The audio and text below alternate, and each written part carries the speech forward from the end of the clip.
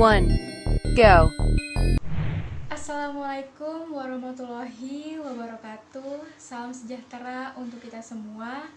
Shalom, Om Swastiastu, Namo Buddhaya, salam kebajikan. Yang saya hormati Bapak Elva Hermawan selaku dosen mata kuliah Public Speaking serta teman-teman satu angkatan Ilmu Komunikasi Universitas Bina Sarana Informatika yang saya cintai. Puji dan syukur kita panjatkan kehadirat Tuhan Yang Maha Esa atas nikmatnya yang diberikan kepada kita semua.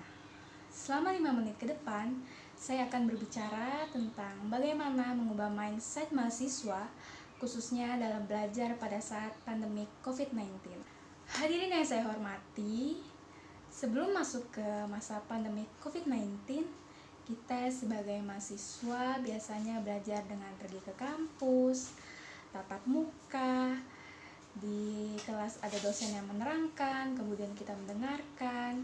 Jika ada hal-hal yang tidak dimengerti bisa kita sampaikan secara langsung, kita bisa berkonsultasi secara langsung oleh dosen tersebut, dan juga bisa bersosialisasi dengan teman.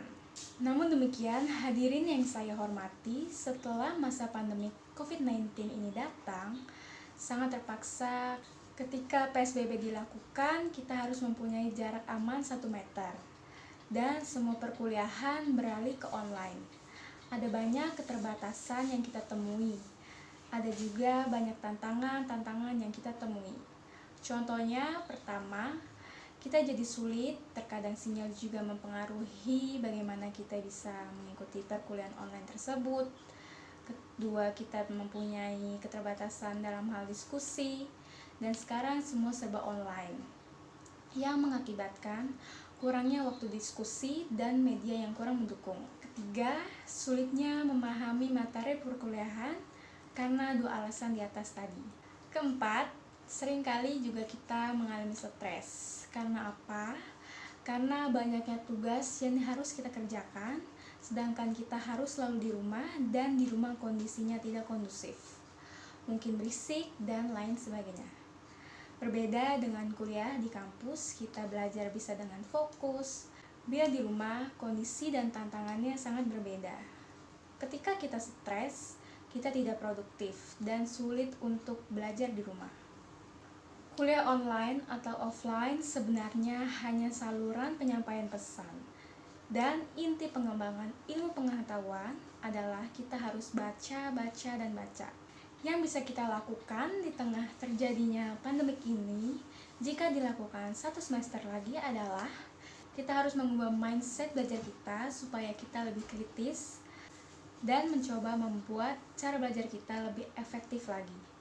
Dengan kita mengusulkan cara pembelajaran serta mengusulkan kegiatan yang kita jalani. Tentu saja dengan semangat baru kita bisa melewati pandemik ini hingga selesai. Nah, bagaimana caranya kita bisa menghadapi tantangan tersebut? Saya memiliki 3 himbauan untuk teman-teman. Yang pertama adalah accept atau terima. Daripada kita mengeluh dengan kondisi ini, sebaiknya kita menerima kondisi ini. Karena kalau kita tidak mengeluh, kita harus menjaga pikiran kita supaya kita tetap happy, tidak stres, imun terjaga dengan baik, dan kita tetap sehat sampai pandemi ini selesai. Yang kedua, kita bisa adjust atau menyesuaikan. Setelah kita bisa menerima keadaan ini dan kita tidak mengeluh lagi, kita punya banyak waktu yang lebih banyak di rumah. Kita bisa melakukan penyesuaian, kita bisa cari hobi yang baru, mengisi waktu yang luang dengan hal-hal yang lebih berguna, dan mempunyai waktu tidur yang lebih banyak dan bisa membantu orang tua. Yang ketiga, setelah kita melakukan accept dan adjust, baru kita bisa melakukan akselerasi atau meningkatkan karya. Jika sudah bisa menerima keadaan ini dan bisa menyesuaikan diri, kita akan bisa merasa nyaman dan berkarya lebih baik lagi. Marilah kita rangkul tantangan tersebut dengan 3 himbauan tadi. Mari kita terima, mari kita sesuaikan diri, dan mari kita berkarya lagi. Selamat menjalankan belajar di rumah selama masa pandemik ini. Kita pasti kuat sampai pandemik ini selesai. Sekian pidato yang dapat saya sampaikan. Sekiranya banyak kekurangan pada materi yang saya sampaikan, mohon dimaafkan. Semoga pidato yang saya sampaikan ini berguna untuk siapapun yang melihat video ini. Wassalamualaikum warahmatullahi wabarakatuh.